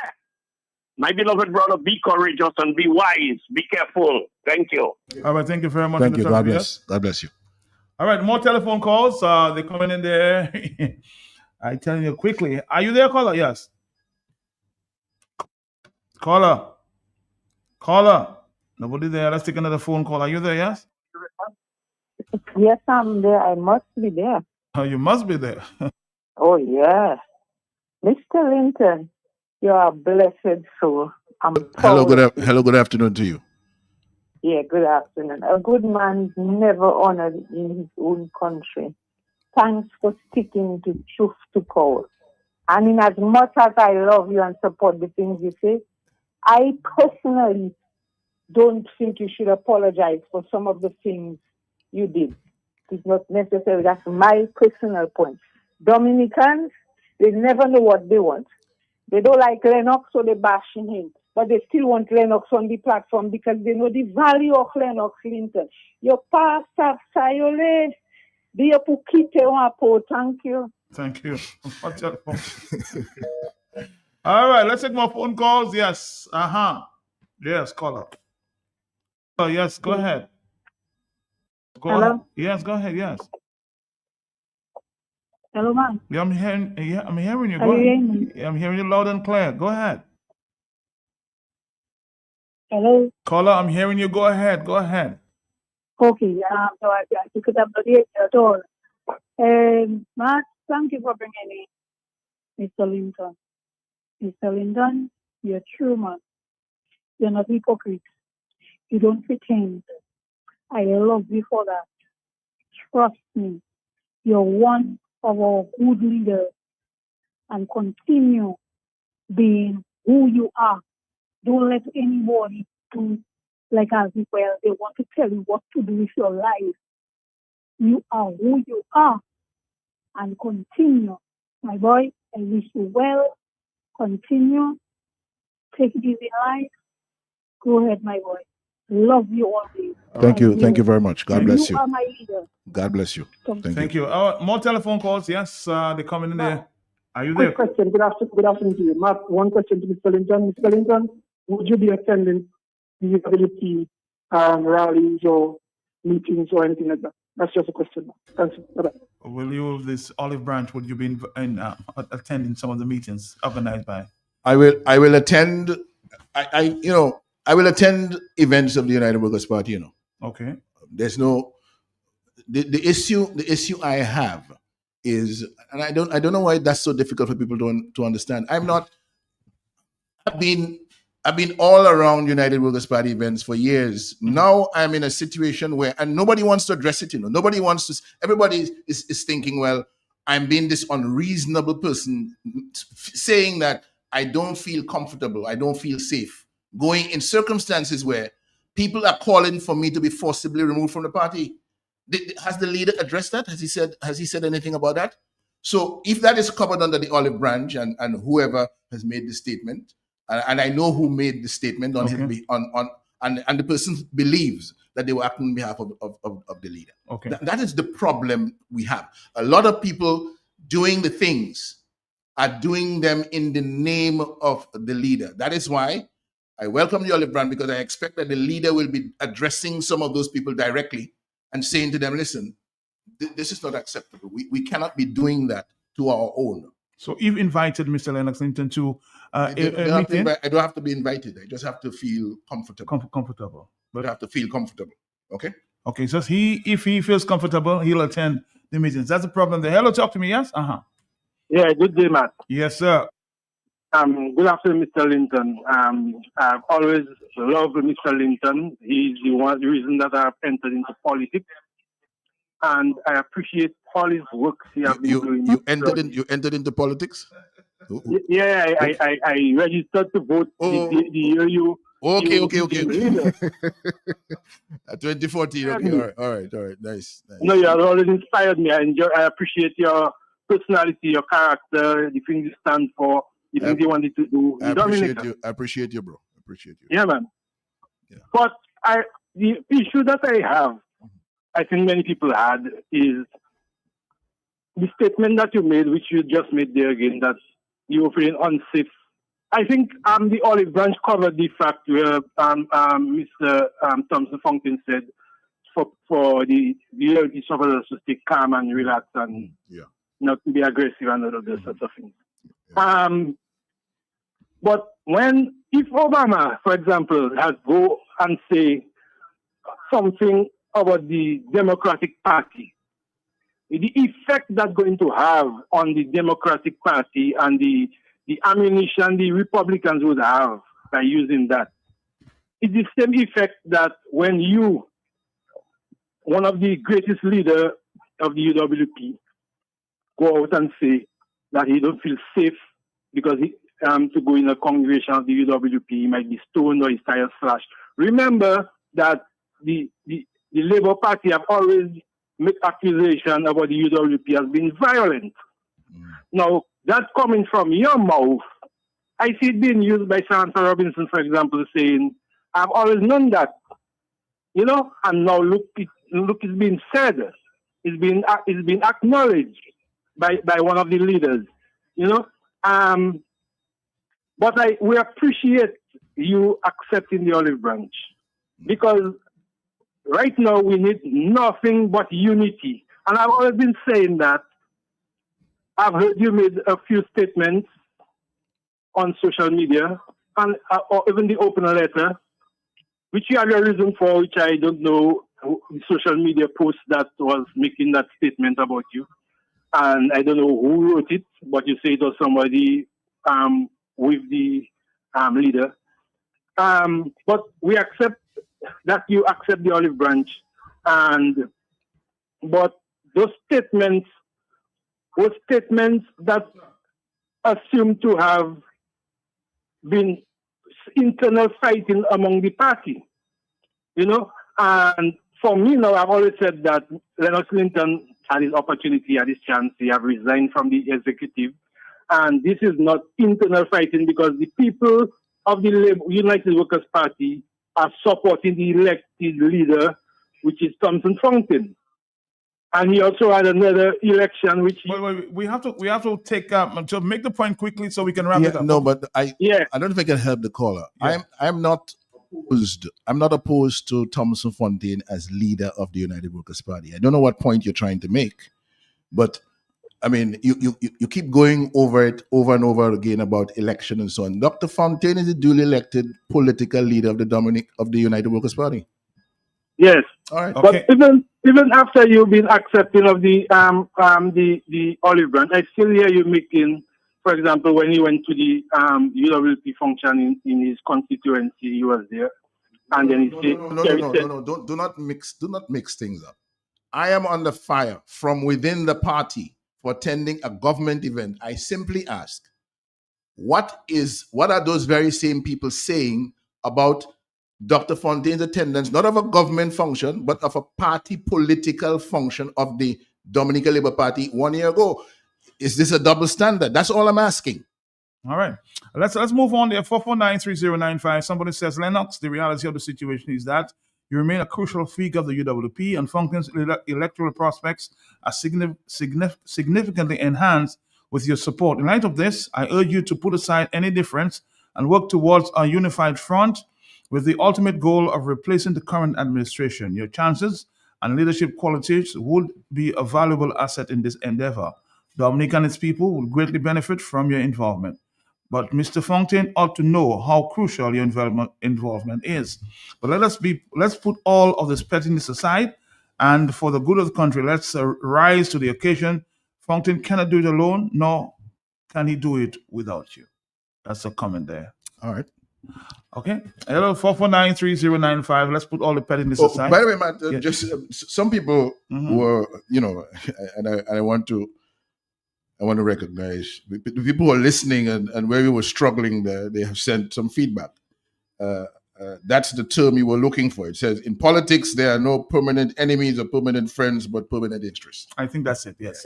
Something like that. But somebody wrote something else. Somebody sent something else. And it said, you were looking for the phrase, politics makes strained bedfellows. Okay, on the telephone, are you there? Yes. Yes, Mr. Lennox Linton, I'd like to thank you for not having what I would call avoidance syndrome, And I would like to speak to the other members of the party, the caretakers and the potential candidates. Okay. The lack of avoidance syndrome is what has strengthened, in my mind, the Marigot seat. You don't have to come on the radio all the time and deal with it. That's fine. But they must learn to deal with it at the constituency level, at the constituency association, and at the meetings of the executive. Stop avoiding dealing with things in the present and dealing with them completely. You understand? Deal with things and bring it to the end. Complete it, deal with it well, and it will actually strengthen you. So the Marigot constituency, to me, what I suspect is that there is no avoidance syndrome. You deal with things, whether good, whether bad, throughout the years. And that is why they are able to galvanize a constituency to where when they pick a candidate, they know that candidate is a winning candidate and they can move on. So when they think that avoiding certain issues may be helping them because they're not speaking about it, it does not strengthen them. The goal of a political organization is to strengthen constituencies one by one by one by dealing with everything, good, bad, ugly, and indifferent. So I would like to speak to the other candidates, potential candidates and caretakers, because you know there is avoidance going on in Casibus. We know there is avoidance going on in Roseau South. In Roseau Central, there is avoidance going on. In St. Joseph, they know that it is going on and they know what is building. And it is going to erupt and it's going to be ugly, but this can be avoided. Deal with what has to be dealt with at a constituency level. Take that to the executive and deal with it and let the executive know that the organs of the party, when strong, strengthens the party as a whole. And instead of fighting who has already figured that out, learn from them. Do not force yourself to make your own mistakes. Avoid mistakes by looking at lessons already placed before you and strengthen the party. So thank you for not having avoidance syndrome, and I appreciate your contributions today, Mr. Linton. All right, thank you very much. Yes. Let's move on there. More telephone calls. The telephone will never stop ringing there. Are you there, caller? Yes, please. Caller, are you there? Uh-oh, the overseas line not working there. Back to you. Hello, Matt. Good afternoon. Good afternoon to you. Lennox, good afternoon. Very good afternoon to you. Nice Good to hear your voice. Nice to hear you. Nice You to okay? I'm good. One message I want you to pass for me, my boy. Tell my son hello for me. You know who is that? Okay. You know who's speaking. Yes. Indeed. Right. Tell him hello for me. All right. Thank you. Thank you very much. God bless you. Right. All right, Matt Lennox is quite correct. When Steve Benjamin, Isaac Baptist, Glenroy Coffee, Walter Greenaway stopped the nonsense about spreading nonsense about Mr. Linton and others, there will be the real olive branch. So it serves the names mentioned there. So let's come together. This person is suggesting there, Mr. Glenroy Coffee, Walter Greenaway Baptist, and the other guys spreading nonsense. So let's bring the unity together, okay? That's what somebody's suggesting there on the telephone. Let's move on. But what is the situation, Lennox, with the candidacy of the PAL rep or the PAL rep to be at Marigot? Well, as you've heard, the constitution of the party provides for recommendation on candidate for the constituency to be made by the Constituency Association to the National Executive Committee. And then the National Executive Committee will, consider it, and the National Executive Committee will pass it on to the General Council of the party. That's the process. The Marigot Constituency Association, by letter dated the 14th of May, 2025, recommended to the National Executive Delbert Paris, Senator Delbert Paris, as the candidate for the Marigot constituency, either be candidate for the Marigot constituency in the next election. The letter of the 14th was acknowledged on the 23rd of May. You'll recall we issued, the Marigot Constituency Association issued a press statement, a media statement saying that we had made the recommendation. And in fact, we did that because of all of the things that were being said out there about candidate and Marigot and who is on the ground and who is not on the ground and who's having a groundswell of support. I remember listening to you one morning and you were indicating that there was a groundswell of support for Annie Edwards. The National Executive wrote back to us on the 3rd of June, and they asked in that letter for the Constituency Association to consider the expressed interest of Annie Edwards. Okay. So now we are considering two people. We honored the request of the National Executive, and we convened the meeting on the 4th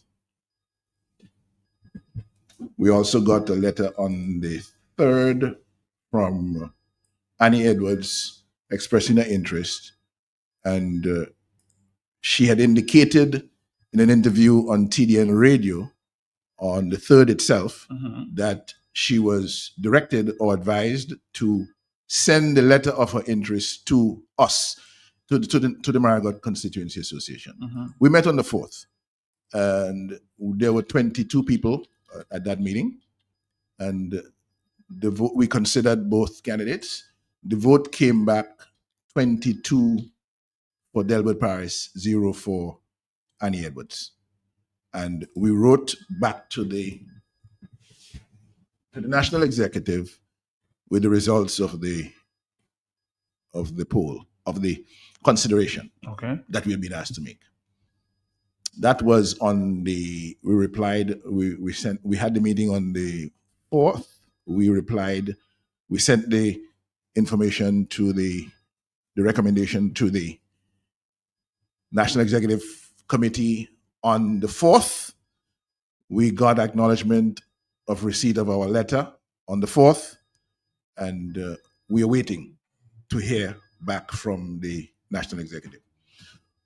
The National Executive had asked the Constituency Association to expedite the matter.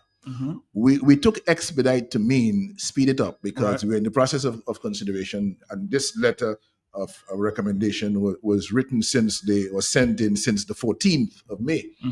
We have come now, today is the 11th of June. We had sent in, we had responded to the request that was made of us by the National Executive. We responded on the 4th, and it's 7 days later. They asked us to expedite the consideration. We did, and it's 7 days now, and we haven't heard. I'm told that the matter will be considered at a meeting of the National Executive, which is scheduled for sometime next week. So that's where that is. But the situation regarding the candidacy has created what I will call an unnecessary cloud of confusion and doubt over the work of the UWP in the Marigot constituency. And under the olive branch, I am simply asking on behalf of the Marigot Constituency Association that the National Executive Committee expedites the process of accepting our recommendation so that we can move ahead without distraction with the work of the UWP in Marigot. Thank you, sir. Somebody's saying there, and I'm going to have an open invitation there. I'm willing to see Dr. Fontaine and Mr. Lennox Linton on your radio station sometime soon. You don't want to see Dr. Fontaine and the Prime Minister? I would. Well, yeah. I'd welcome that. I think that's but you know, a bigger priority. That's a bigger priority. But would you? Matt, yes? Things have changed, you know. I noticed that you are having a lot of engagements. The media is having a lot of engagements with Roosevelt Skerritt. So it could be a different time now where you can actually have a conversation between Dr. Fontaine and Mrs. Skerritt. That's open. Right here. That's open. Well, I'm looking. Remember, in your time, Lennox Linton, that we've invited Mr. Skerritt to an open debate, and I'm hoping he's still ready to have an open debate. But he had promised to come on the show. Did he come? He hasn't shown up. So, do you think he'll show up this time? I don't know. You have to test the waters, Matt. You have to see. But I think times have changed. But I'm going to send up the invitation, Dominic. But I have something. You finished? No, go ahead. No. Go ahead. Take my phone calls. I have something there. But I'll put out the invitation there. Hello, talk to me. Are you there? Yes. Yes, give me just a minute. Matt, yes. Accepting an olive branch doesn't mean you should bury the hatchet and not knowing the location of all what that was buried. Before you bury the hatchet, the weapon, at least maybe you need to exhume or excavate, and then a final burial for everything. Accepting an olive branch doesn't mean you do not want to know what has caused our situation. Is like, Matt, I say, man, steal all what I get. I forgive you. But you want to hold what you stole from me? No, I want them back. So it is something like that, my beloved brother. I see you having a hard time because Mr. Linton referenced what happened in Grand Fort in comparison to what happened in the pre-budget discussion. He's not saying nothing to stir up problem. Accepting an olive branch, that doesn't mean you just close your eyes on the olive branches given. No, you have to even examine the olive branch. So I am just saying, my brother, thanks for your efforts. Thanks for all what you have done. And I refuse to try to make you be like the villain right now. Too much praise we all give you. Now all of us want to turn around and bury you. Hell no, I'm not. All right, thank you, blessings. Thank you. But I have something for you. I have something for you. Of course, sure.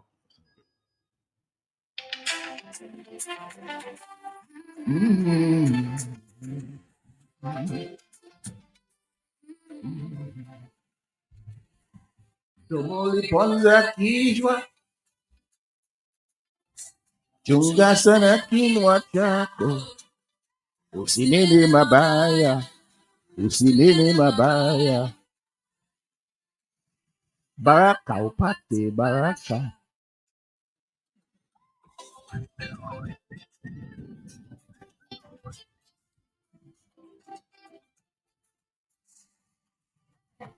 Lewa nonge ya juu yangu, kisha yatakuzunguka wewe. Ukimtupa mwenzio kama kivuli, kina mama wako susta tena. Ukicheka makozi ya jirani, ukilia nani atabaki? Kilo nachokisemwaga hasira, kinarudi moyoni, kinapunguza pole pole. Wewe sema, ema, sema kwa pwendo. Wewe kata mayalalana, ukimwaga uchungu, takumwauye.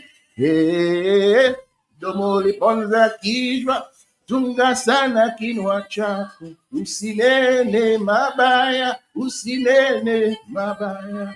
Baraka pate baraka, baraka utikampa heri, heri itarudi. Utikumpa moto, moto takuchoma, chunga sana kinywa chako. You'll have to translate for me, Leonard.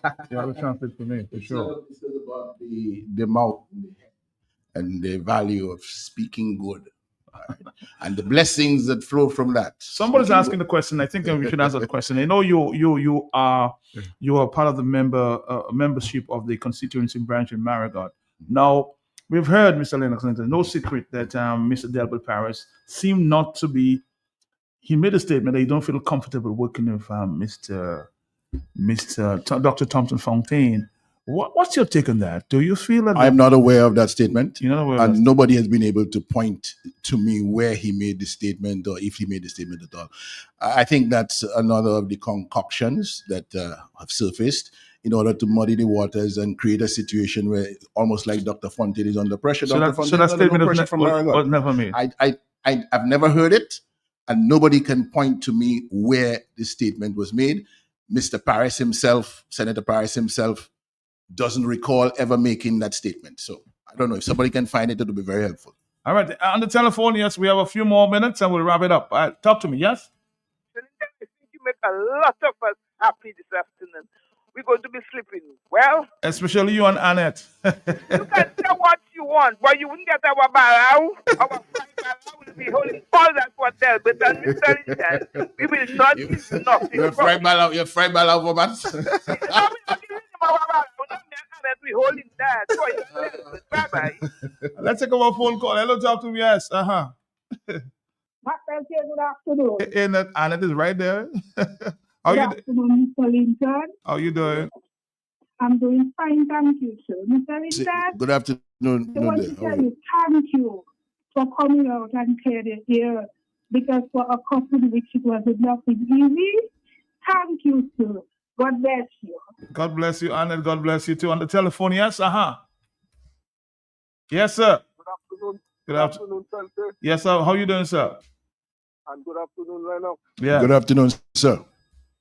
Mr. Linton, I want to thank you and your parents for the level of education you have given to the country all over South. Some places where teachers didn't want to go, your parents went there, they was always under fire. But I want to congratulate you, Mr. Lennox. I know you are way back for the work all you have done in Marigot education-wise. But I want you to hold your people together educate them how we used to be in the 60s, how much he was independent and he was hardworking. And he wasn't depending on the rest of the island. The island was depending on us. A lot of people used to come to Marigot for work.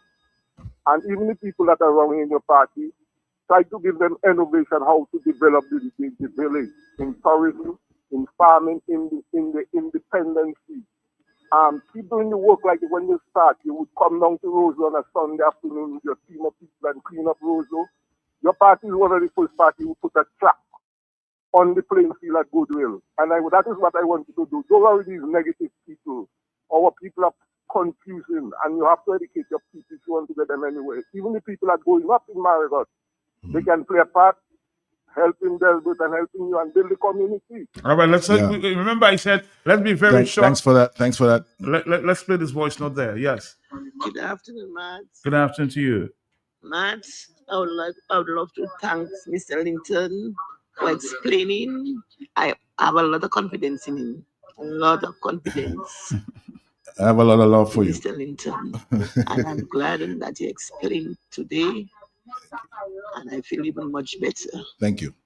Thank you for doing God bless you. the best you could and still will do for Dominica. Thank you. Love you, Lennox. Love you too. God bless.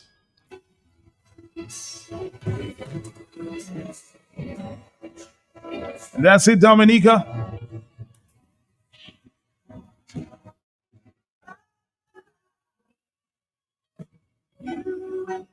There are so many phone calls still coming in, but Lennox, we've got to go though. Where you get that? If you don't know me by now, you will never ever know me. Thank you, man. God bless you. God bless Dominica all the time. We've got to go. Thank you, Lennox Linton. Like I understand you. Now, baby, I know the difference between right and wrong. I ain't gonna do nothing to upset our happy home. I'm working on bringing the both leaders together, the former leader and, of course, the current leader, in another sign of unity, huh? Remember, the olive branch has been opened.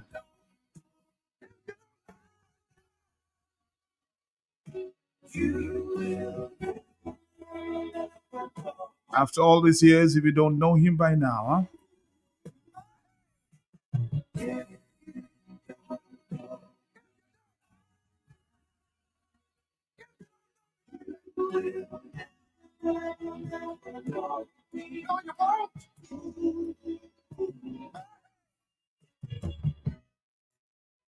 We all got our own funny mood. I've got mine. Woman, you got yours too. Just trust in me like I trust in you. As long as we've been together, that should be so easy to do.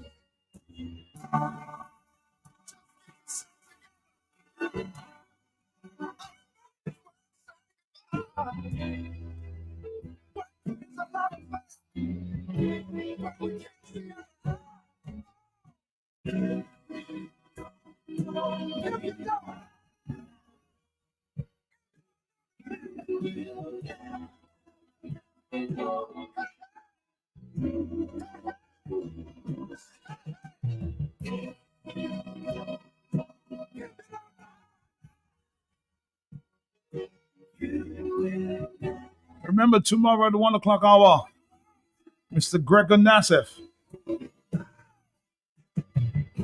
This is Q95. Your favorite radio station. The biggest talk show. You want it again one more time? One more time. If you don't know me by now, you'll never know me. Harold Belvin and the Blue Note. Those of you I could not take your call, I'm so sorry.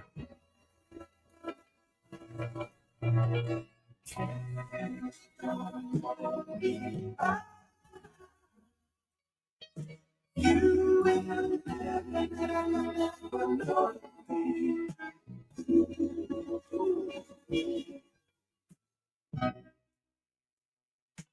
All the things that we've been through, you should understand, like I understand you. Now, baby, I know the difference between right and wrong. I ain't gonna do nothing to upset our happy home.